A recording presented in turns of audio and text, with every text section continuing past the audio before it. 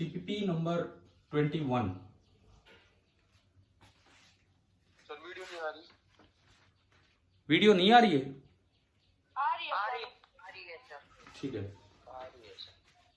Question number 1, ये infinite grid वाला network था और स्क्वायर वाले का तो आंसर भी मैंने दे दिया क्वेश्चन में कि R/2 आता है। स्क्वायर वाला आपके पेपर में एक और पहले भी पूछा जा चुका है।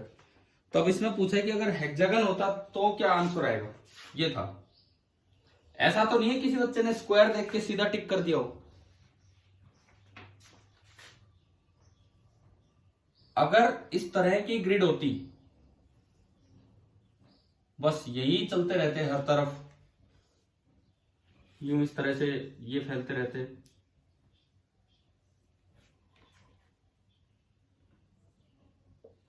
मतलब ये नेटवर्क यूं फैला होता अगर, और हर ब्रांच की रेजिस्टेंस R होती, तो अब एक एज के दो पॉइंट्स के बीच में आपको R इक्विवेलेंट निकालना था। पहली बात ये बताओ, क्या ये क्वेश्चन आ गया समझ में, क्या करना था इसमें? Yes sir. मान लीजिए ये पॉइंट है A और ये पॉइंट है B। तो ऐसे इनफाइनाइट नेटवर्क में हम क्या किया करते थे कि सबसे पहले केवल A से करंट एंटर करवाया। याद होगा ना, ये कई दिन पहले काम किए थे। ये अर्थिंग कर दी, दूसरी साइड V वोल्टेज लगाई, और यहां से करंट अगर I एंटर करता है तो ये इनफाइनाइट नेटवर्क है, तो इसके लिए तो सारा एक जैसा हो गया। तो 3 बराबर हिस्सों में करंट बटेगा, I/3 एंड I/3। ये फिर एक बार हम केवल B से कलेक्ट करवाते हैं करंट को, इसको छोड़ो, केवल हमने B से कलेक्ट करवाया, ये नेगेटिव ये पॉजिटिव और दूसरी साइड अर्थिंग। करंट यूं मंगवाया, V वोल्टेज लगाई तो I करंट ही आएगा क्योंकि उसमें भी आई गया था। तो ये तीनों साइड से I/3 और I/3 और I/3 आना है। अगर मैं केवल A पे करंट सेंड करता हूं और दूसरी साइड अर्थिंग करता हूं तो AB में करंट जाता है I/3।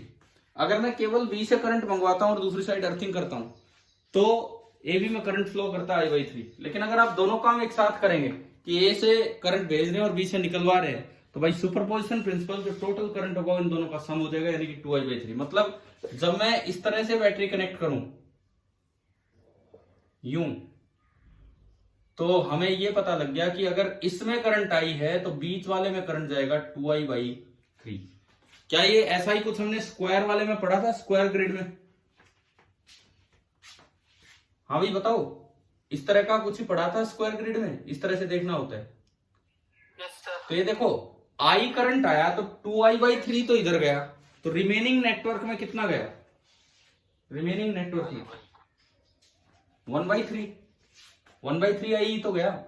I अगर इधर आया, 2I/3 इधर गया, तो अब अगर मैं इसका इक्विवेलेंट सर्किट बनाऊं तो क्या बनेगा? देखो, ये A से B एक रेजिस्टेंस है R, और जो पूरा रिमेनिंग नेटवर्क है उसको मैंने बोल दिया R रिमेनिंग, ये है। अब हमें ये पता है कि यहां से अगर आप I करंट भेजते हो, यहां से I निकलवाते हो करंट, तो I का 2I/3 हिस्सा तो इधर गया एंड 1/3 पार्ट इधर जाएगा। अब हम ये भी जानते हैं कि current inverse ratio of resistance में डिवाइड होता है पैरेलल में। तो इनवर्स रेशियो में अगर आप डिवाइड करोगे, R remaining upon R is equal to inverse ratio 2I/3 upon I/3, so that is 2। 2I/3 upon I/3 is 2। तो यहां से R रिमेनिंग जो आया, R रिमेनिंग आ गया 2R। मतलब अगर मैं A से करंट एंटर करवाऊं और B से बाहर निकलवाऊं तो बचे हुए सारे की रेजिस्टेंस होगी 2R और AB की होगी R। इस तरह से है। तो जो R इक्विवेलेंट बनेगा वो क्या बनेगा भाई? दो रेजिस्टेंस आ गए, एक R 2R/3 और एक 2R। तो जो R इक्विवेलेंट आएगा that will B R into 2R upon R plus 2R, यानी कि 2R/3। ये आपका आया R इक्विवेलेंट। अभी बताओ, ये पहला पार्ट समझ में आया कि नहीं है? पहला क्वेश्चन क्लियर है सभी को? Yes sir. ठीक है। सेकंड देखिए,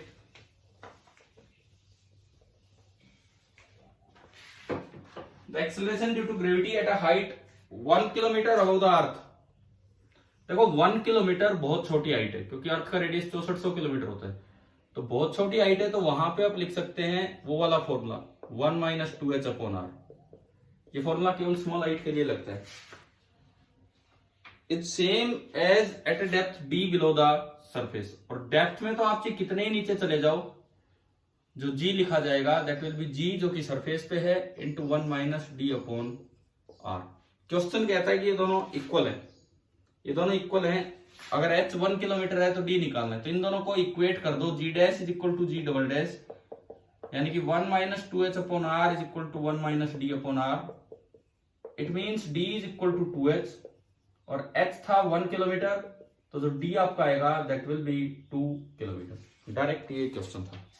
हाँ भी हो गया, ये समझ में आया। Question number second. थर्ड देखते हैं अब।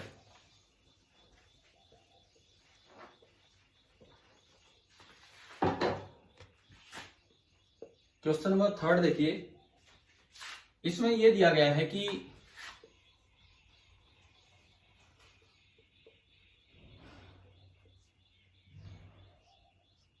ये एक मास है m, ये एंगल दिखा रखा है थीटा, और इस वेज को आगे ले जाया जा रहा है a एक्सेलरेशन से उधर। The wedge is given in acceleration a towards the right. The relation between a and theta for the block to remain stationary on the wedge. क्या हो गया? नहीं हुई सर। देखो इधर सुनो, हम ये चाहते हैं कि ब्लॉक इसके ऊपर रेस्ट पे रहे, तो इसके लिए a की वैल्यू क्या होनी चाहिए इन टर्म्स ऑफ थीटा। कैसे करें? हम ये चाह रहे हैं कि ब्लॉक इसके ऊपर रेस्ट पे रहे, बस इतना चाहते हैं। देखो आप विद रेस्पेक्ट टू वेज अगर चलें, विद रेस्पेक्ट टू वेज, तो जो एक्सेलरेशन ऑफ ब्लॉक है, acceleration of block that is coming out to be 0, क्योंकि वेज के रेस्पेक्ट में वो रेस्ट पे है। तो मैं क्या करूंगा, मैं इस ब्लॉक का फ्री बॉडी डायग्राम बनाऊंगा with respect to wedge, wedge के रेस्पेक्ट में। तो देखो एक फोर्स तो नीचे लगा, नीचे तो कौन सा फोर्स लग रहा है? mg। एक फोर्स नॉर्मल रिएक्शन इधर। बताओ क्या सारे फोर्सेज हो गए हैं क्या m के ऊपर? बताइए कौन सा रह गया? m में कोई फोर्स होता है तो बताओ किधर m में कौन सा फोर्स होता है? Net force is equal to mass into acceleration करना होता है। कौन सा फोर्स रह गया ये बताओ।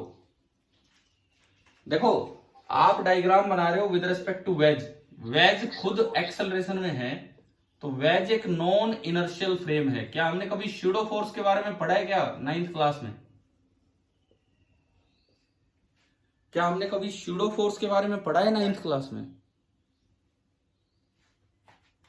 Yes sir. तो इधर देखो, आप विद रेस्पेक्ट टू वेज देख रहे हो, विद रेस्पेक्ट टू वेज इसकी एक्सेलरेशन 0 है, विद रेस्पेक्ट टू वेज इसकी एक्सेलरेशन 0 है, ये रेस्ट पे है। लेकिन वेज खुद एक एक्सेलरेटेड फ्रेम है, तो जब भी आप कोई फ्री बॉडी डायग्राम बनाएंगे इस फ्रेम में, तो एक एक्स्ट्रा स्यूडो फोर्स लगाना पड़ेगा न्यूटन्स लॉ सही करने के लिए। और स्यूडो फोर्स कितना लगता है? Mass of the object into acceleration of frame, और अपोजिट डायरेक्शन में लगता है। फ्रेम की एक्सेलरेशन, वेज की एक्सेलरेशन आगे a है, तो जो इस पे स्यूडो फोर्स लगेगा F स्यूडो, P से स्टार्ट होती है स्यूडो, तो m into acceleration of ways. अब बताओ स्यूडो फोर्स आ गया समझ में कैसे लगाना होता है? हाँ जी भाई बोलिए। ठीक है, आप क्या करो, n हमें नहीं पता तो n को छोड़ो, परपेंडिकुलर डायरेक्शन में कंपोनेंट्स कर दीजिए। mg का तो इधर कंपोनेंट आएगा mg साइन थीटा, और ma का इधर कंपोनेंट आएगा, क्योंकि एंगल भी थीटा है, ma कोस थीटा। और इस फ्रेम में ये रेस्ट पे, नॉर्मल का कोई कंपोनेंट आएगा नहीं, इस फ्रेम में ये रेस्ट पे है, रेस्ट पे है तो बैलेंसिंग द फोर्सेस,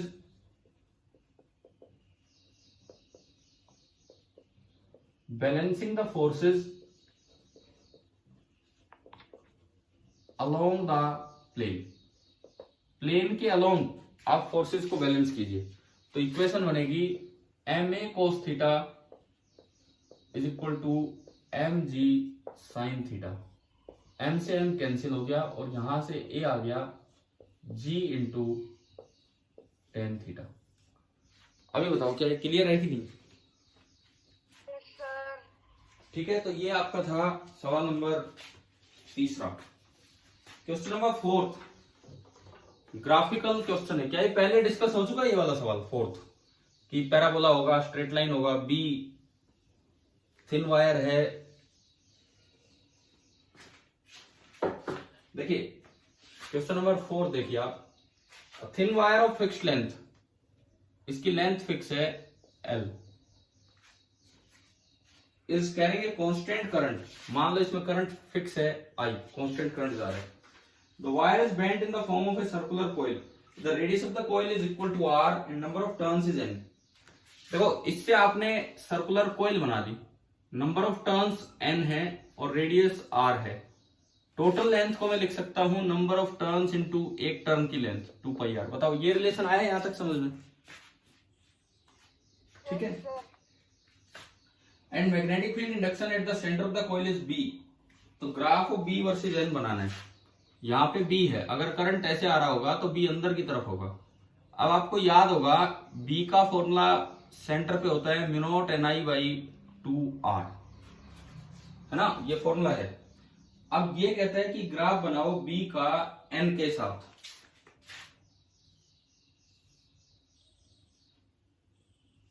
बी का ग्राफ एन के साथ कैसा बनेगा बताओ? कितने बच्चे ये सोच के आए थे कि स्ट्रेट लाइन किस किस ने बनाया था? स्ट्रेट लाइन क्या किसी ने स्ट्रेट लाइन बनाया था कि भाई स्ट्रेट लाइन होगा वो टिक किया हो? बताइए, जवाब दीजिए। देखो कई बार गलती क्या हो जाती है, अगर हम इसको यूं देखें तो बच्चे सोच लेते हैं कि डायरेक्टली है, लेकिन ये डायरेक्टली नहीं है क्योंकि आर खुद एन पे डिपेंड कर रहे हैं। तो आप ये नहीं लिख सकते कि ये कांस्टेंट है। पहले आर हटाओ, यहां से आर की value I L upon 2 pi N, वो आर इसमें रखो, वो आर इसमें रखा तो ये बी आ गया mu naught I divided by 2 L upon 2 pi N और इनटू एन। 2 से 2 गया, एन ऊपर जाएगा, पाई भी ऊपर जाएगा, तो बी बनेगा pi mu naught I by L. ये तो कांस्टेंट, एल भी कांस्टेंट है, करंट भी कांस्टेंट है, और इनटू बन रहा है एन स्क्वायर। तो B is proportional to N square. तो ग्राफ तो कैसा होगा? 1 की पावर 1 1 की पावर 2। ग्राफ तो कैसा होगा? पैराबोला। अब बात यह है कि ये पैराबोला किधर मुड़ेगा, उसको ऐसे देखना चाहिए। अगर मैं एन को डबल करूं तो बी 4 गुना हो रहा है क्योंकि एन का स्क्वायर। एन डबल करने पे बी 4 गुना हो रहा है, मतलब बी की तरफ ज्यादा जाएगा ये। एन डबल करने पे बी 4 गुना होने का मतलब बी की तरफ ज्यादा जा रहा है। तो this is a parabola curving towards B axis, इस तरह से। हाँ जी, आ गया ये सवाल समझ में? Question number 4। ठीक है, 5th देखिए, 5th 5वां जो सवाल है आपकी एनसीईआरटी बुक क्लास 9 से ये दिया गया था। इसमें लिखता है consider a situation in which a car with a dead battery is to be pushed along a straight road to give it a speed of 1 meter per second which is sufficient to start its engine। आपने देखा होगा कई बार गाड़ी नहीं चल रही होती है तो उसे धक्का मारते हैं तो स्टार्ट हो जाती है। देखा है कि नहीं इस तरह का? ठीक है, मतलब क्या है कि कार की बैटरी थोड़ी डेड हो रही है तो वो इनिशियल स्पीड नहीं दे पा रही है कि एक बार अगर इतनी स्पीड आ जाए तो फिर कार का इंजन स्टार्ट हो जाएगा। एक स्टार्टिंग स्पीड होती है कार को शुरू में। ये देखा आपने कि फर्स्ट गियर में स्टार्ट करना पड़ता है। बताओ ये पता है आपको? अगर थोड़ा बहुत आइडिया हो गाड़ी, स्कूटर, बाइक ये चलाने का, स्टार्टिंग हमेशा फर्स्ट गियर में की जाती है, उसके बाद आराम से सेकंड, थर्ड में आप चला सकते हो, फोर्थ में। पता है कि नहीं पता है ये? वो फर्स्ट गियर क्या करता है, फर्स्ट गियर ज्यादा टॉर्क जनरेट करके ज्यादा स्पीड देने का काम करता है कि एक बार स्टार्ट हो जाए, फिर हम देख लेंगे।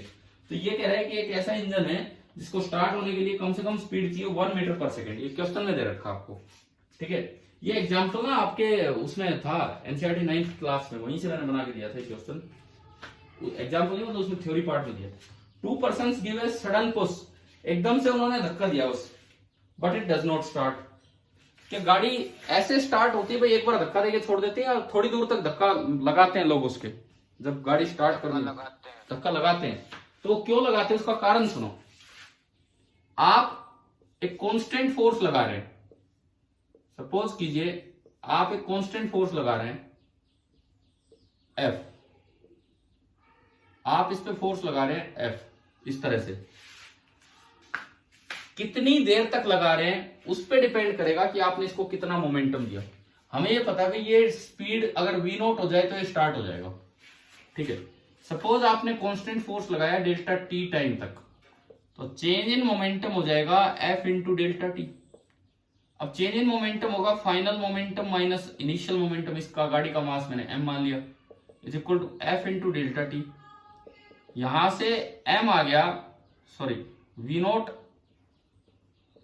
F into delta T by m। तो आपको V नॉट स्पीड तक पहुंचाना है, V नॉट स्पीड तक पहुंचाना है। आप किसी भी V स्पीड तक पहुंचाओगे तो ये mv माइनस 0 हो जाएगा। यहां से देखो V आ रहा है F delta T by m, force fix है, आप एक कांस्टेंट सा फोर्स लगा रहे हो, मास गाड़ी का वो भी फिक्स है, तो इसका मतलब V is directly proportional to delta T. तो मतलब आप थोड़ी देर तक धक्का लगाते रहेंगे तो बढ़ते बढ़ते वो स्पीड V नॉट हो जाएगी और गाड़ी स्टार्ट हो जाएगी। अब देखिए इसके ऑप्शंस पढ़िए। पहला option, these two persons cannot start the car by applying the same amount of force as they have applied in case of sudden push no matter how long they are pushing। पहला option कहता है एक बार उन्होंने धक्का देके छोड़ा, गाड़ी start नहीं हुई, मान लो उन्होंने 2 न्यूटन फोर्स लगाया और गाड़ी स्टार्ट नहीं हुई। अब ये कहता है 2 न्यूटन से वो कितनी देर लगाता रहे, गाड़ी तो स्टार्ट हो नहीं सकती। कैसा होगा? वो कह रहा है कि भाई एक तो मैंने एक बार धक्का देके छोड़ दिया और एक में 2 न्यूटन को 10 सेकंड तक लगाता रहूं, तो क्या गाड़ी स्टार्ट होने के चांस है कि नहीं है बताओ? Yes sir. बिल्कुल है। सेकंड ऑप्शन ऐसा ही कहता है कि वो है, कंटिन्यूअस पुश अगर आप करोगे तो वो बिल्कुल सही है। Third, change in momentum of the car केवल फोर्स से डिसाइड होता है।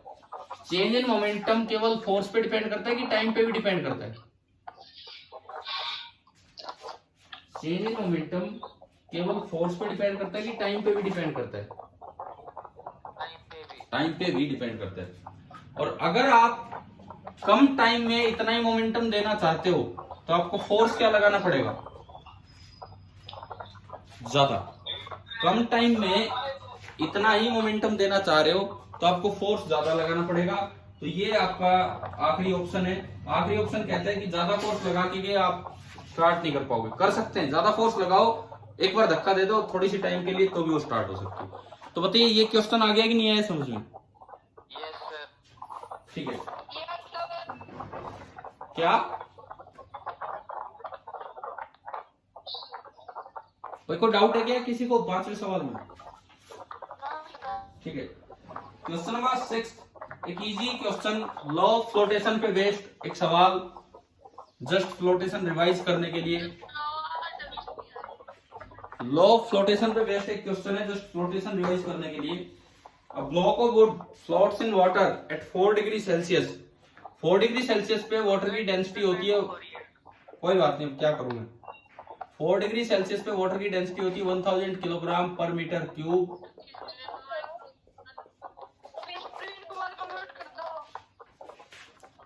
या 1 ग्राम। चलिए अब देखिए इधर,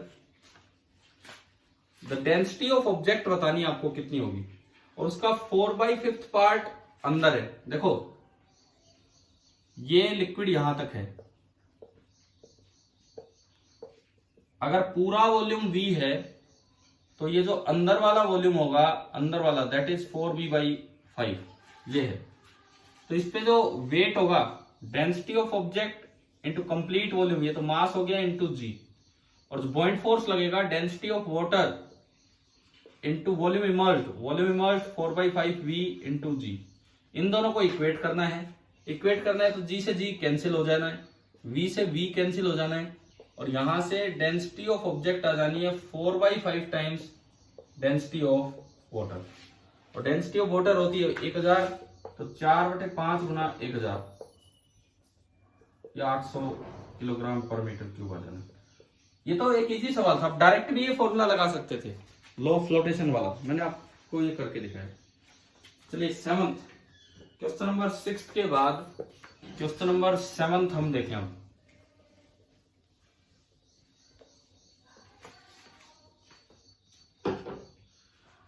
In the figure shown, the velocities and accelerations of A and B with respect to ground are। देखो एक्सेलरेशन से मुझे कोई मतलब नहीं, कोई फर्क नहीं पड़ता एक्सेलरेशन क्यों दे रखी है, क्योंकि इन्होंने क्वेश्चन पूछा है वेलोसिटी पे, तो मैं तो वेलोसिटी लिखूंगा, उससे काम आगे बढ़ाऊंगा। अगर इन्होंने क्वेश्चन पूछा होता एक्सेलरेशन पे तो मैं खाली एक्सेलरेशन लिख लेता। कंस्ट्रेंट मोशन का ये क्वेश्चन है, ये सी, इसके साथ अटैच है बी एंड यहां पे अटैच है ए। अब इसमें डायग्राम में दिखा रखा है कि ए नीचे आ रहा है 2 मीटर पर सेकंड से, इसकी एक्सेलरेशन ऊपर है, इसका तो ये मतलब है कि बस इसकी स्पीड कम हो रही होगी और कोई मतलब नहीं है, इतना ही है। और जो बी है वो ऊपर जाता दिखा रखा है 3 मीटर पर सेकंड से।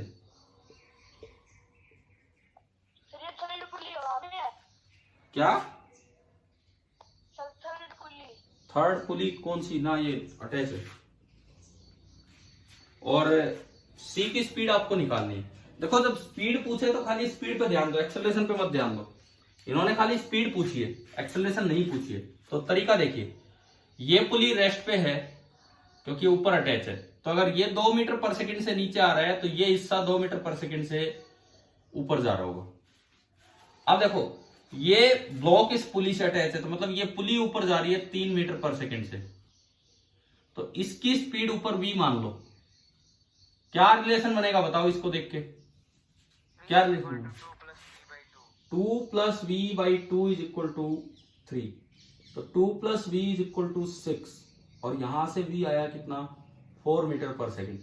अब ये पुली फिर से रेस्ट पे है, तो अगर ये हिस्सा 4 से ऊपर जा रहा है तो ये हिस्सा 4 से नीचे जाएगा, तो ब्लॉक सी की स्पीड आपके पास आ गई 4 मीटर पर सेकंड डाउनवर्ड। ब्लॉक सी की स्पीड ये आई 4 मीटर पर सेकंड डाउनवर्ड। आ गया कि नहीं आया समझ में?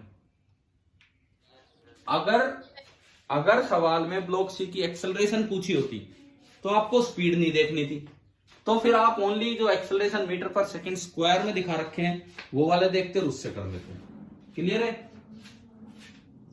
Yes sir. ठीक है, क्वेश्चन नंबर 8, 8वां सवाल हम देखें अब।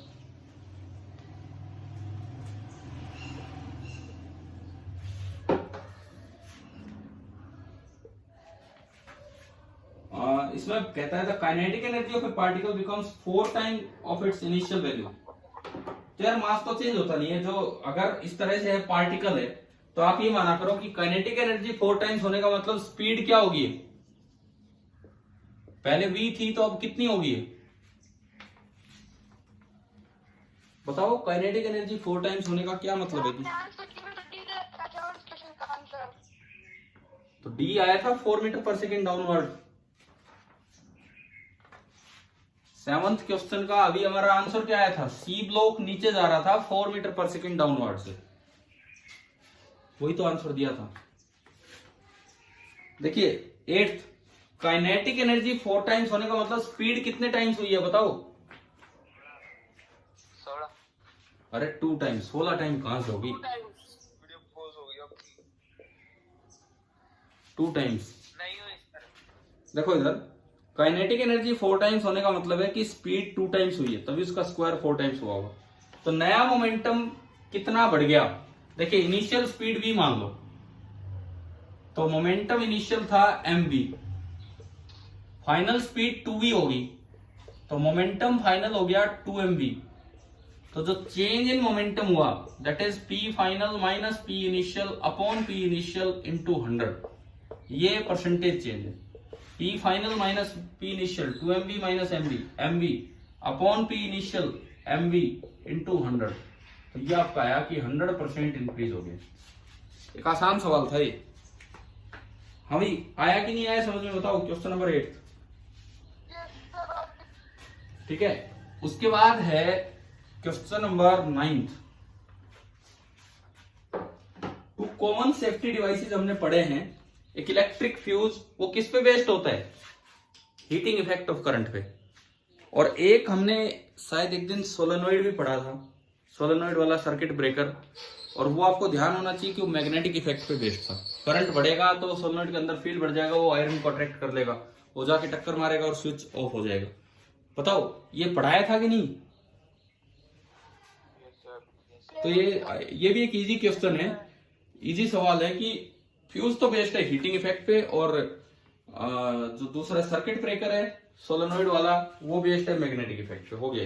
Question number 10, electromagnetic waves can be deflected by. हाँ भाई ये बताओ, ये कोई सही करके आया कोई बच्चा? Yes, sir. Electromagnetic wave neutral particles photon से मिलकर बनी होती है। फोटोन होते हैं न्यूट्रल, ये प्रोटॉन नहीं है, फोटोन है। These are neutral particles. जितनी भी ईएम वेव बनती हैं, इलेक्ट्रोमैग्नेटिक वेव, जैसे light wave, heat wave, radio wave, microwave, ये सारी इलेक्ट्रोमैग्नेटिक वेव होती हैं। ये सब फोटोन से मिलकर बनी होती है एज ए पार्टिकल अगर आप देखोगे, और वो न्यूट्रल होता है। तो न्यूट्रल पार्टिकल पे ना तो इलेक्ट्रिक फील्ड का कोई असर होना है और ना ही मैग्नेटिक फील्ड का। तो चलिए ये बात आगे के लिए याद रखना, एक अच्छा सवाल था जो आपको पता होना चाहिए। Question number 11, when a negative charge is given to a soap bubble, तो इसकी डेंसिटी पे क्या फर्क पड़ेगा? देखो कैसा ही चार्ज दे दो, हो जाएगी सर। क्या हो जाएगी? डिक्रीज। कारण सुनो, क्या डिक्रीज होने का क्या कारण है? आप चाहे नेगेटिव चार्ज दो चाहे पॉजिटिव चार्ज दो, लाइक चार्ज रिपेल करेगा। रिपेल करने से, एक दूसरे को रिपेल करने से ये पार्ट थोड़ा थोड़ा बहुत स्लाइट बाहर बढ़ जाएगा, और इससे इसका क्या होता है? रेडियस बढ़ जाता है। रेडियस बढ़ेगा तो वॉल्यूम बढ़ा, रेडियस बढ़ा तो वॉल्यूम बढ़ा। डेंसिटी होती है मास अपॉन वॉल्यूम, वॉल्यूम बढ़ गया तो डेंसिटी क्या हो जाएगी? कम हो जाएगी। ये आपका हुआ क्वेश्चन नंबर 11। क्वेश्चन नंबर 12 हुआ कि नहीं हुआ? 12 ट्रांसफॉर्मर वाला है, ये लॉस वाला, कितने परसेंट हो गया सर। है? ये करवाए हुए हैं ना पहले इस तरह के कॉन्सेप्ट? Yes sir. ठीक है, फिर भी मैं एक बार डिस्कस करवा देता हूं। देखिए, एक स्मॉल टाउन है जहां की पावर डिमांड है, एक स्मॉल टाउन है जहां की पावर डिमांड है 800 किलोवाट। ये पावर डिमांड है।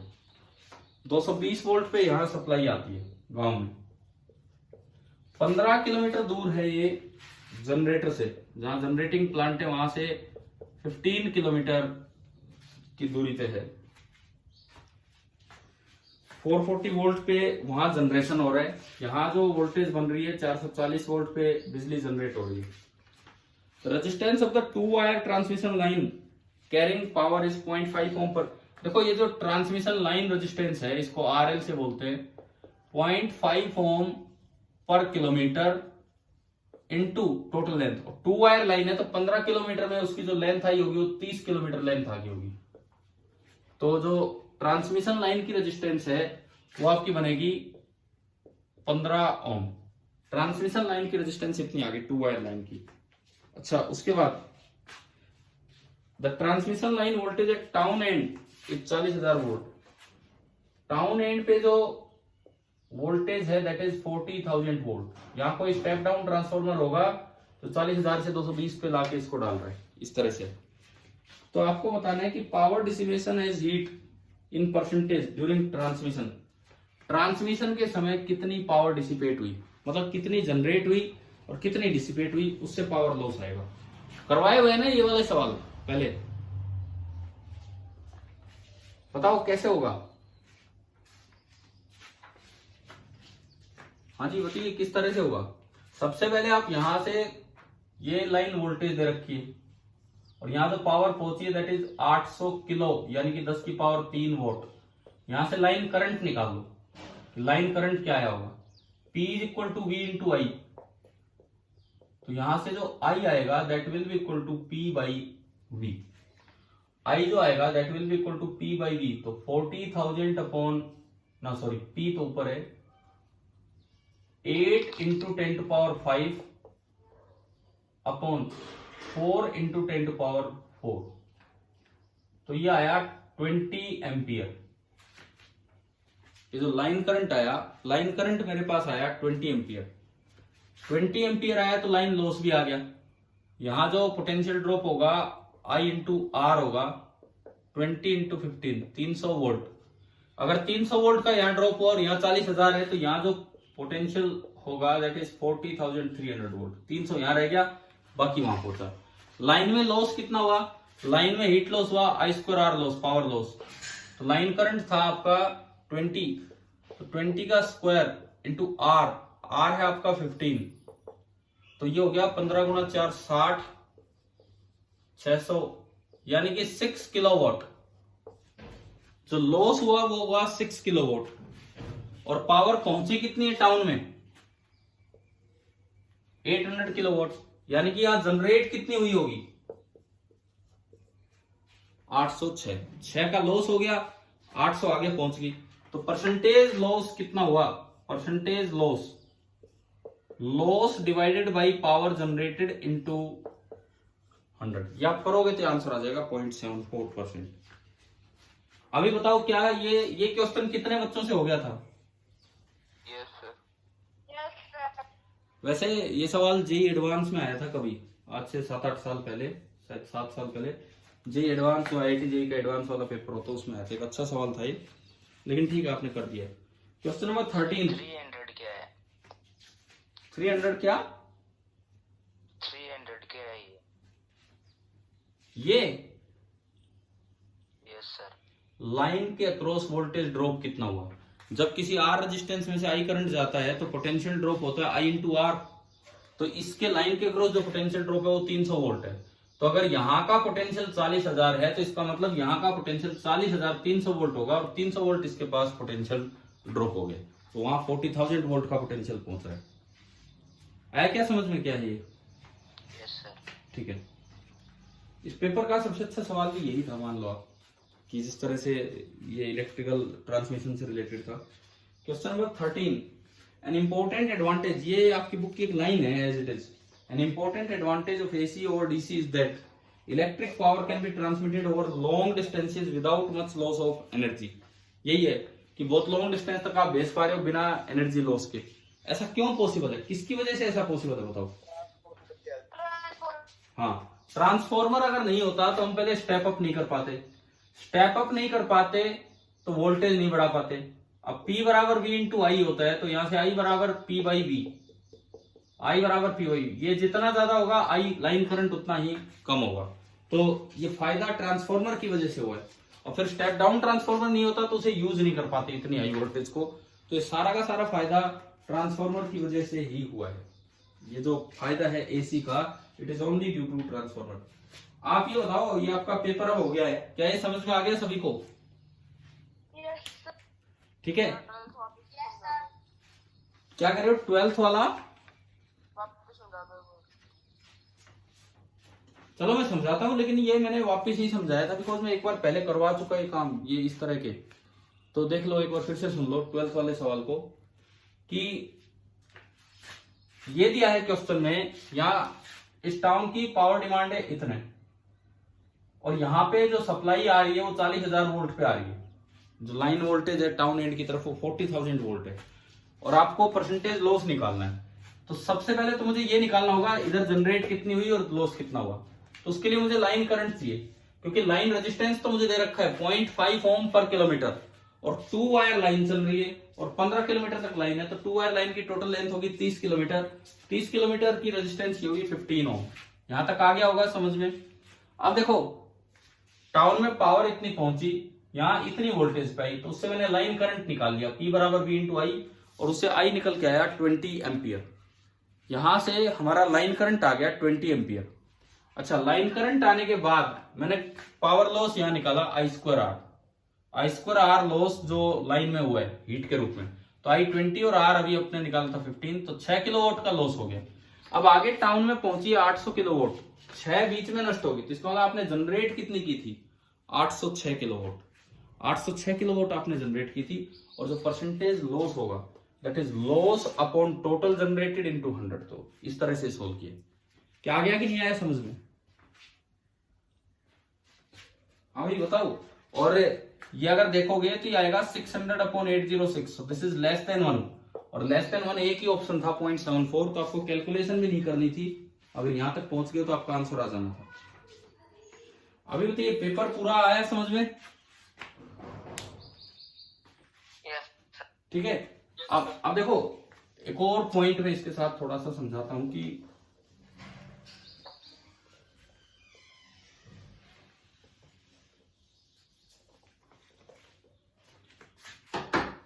एक बच्चे ने ये भेजा था कि मैकेनिकल एनर्जी कंजर्वेशन में एनर्जी लॉस का कॉन्सेप्ट बता दो।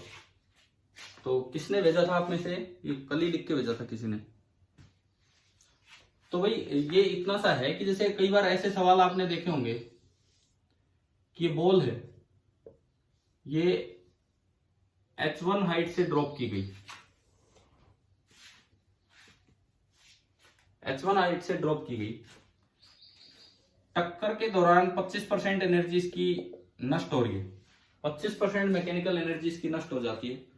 तो पूछा है जस्ट आफ्टर कोलिजन ये कितनी स्पीड से उठेगा एंड कितनी हाइट तक आ पाएगा।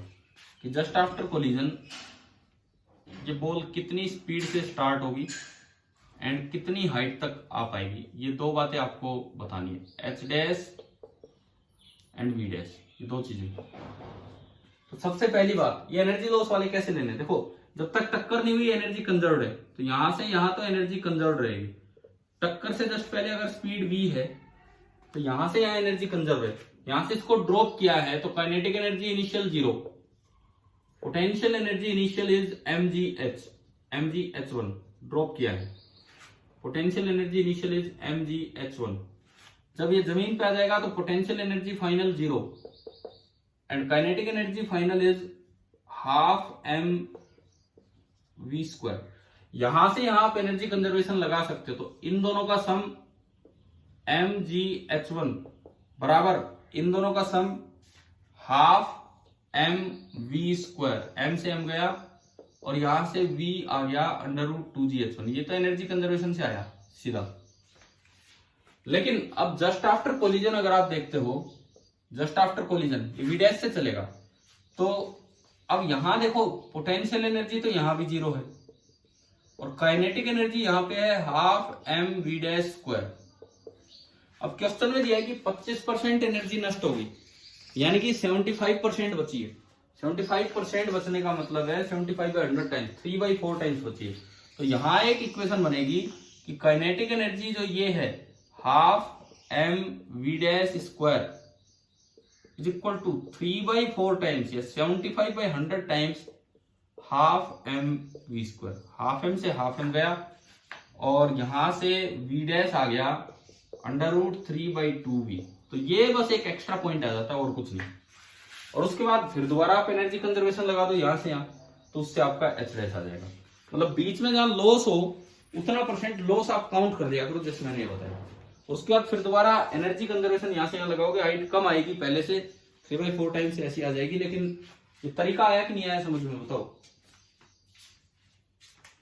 हाँ जी, क्लियर है? Yes sir. ठीक, ठीक है। तो चलिए, अब मुझे पता नहीं था आज आपका टेस्ट है, मुझे लगा वैसे ही कोई टेस्ट वेस्ट होगा, कल और परसों ही है। तो आपका क्या है फाइनल शेड्यूल? आज मैथ का पेपर है, यस सर। तो कल की छुट्टी है, यस सर। परसों सेट का है। ठीक है, किसी को कोई प्रॉब्लम हो तो और पूछ लेना और अपना रिवीजन करके रखिए। ठीक है, हम फिनिश करते हैं क्लास को। Thank you.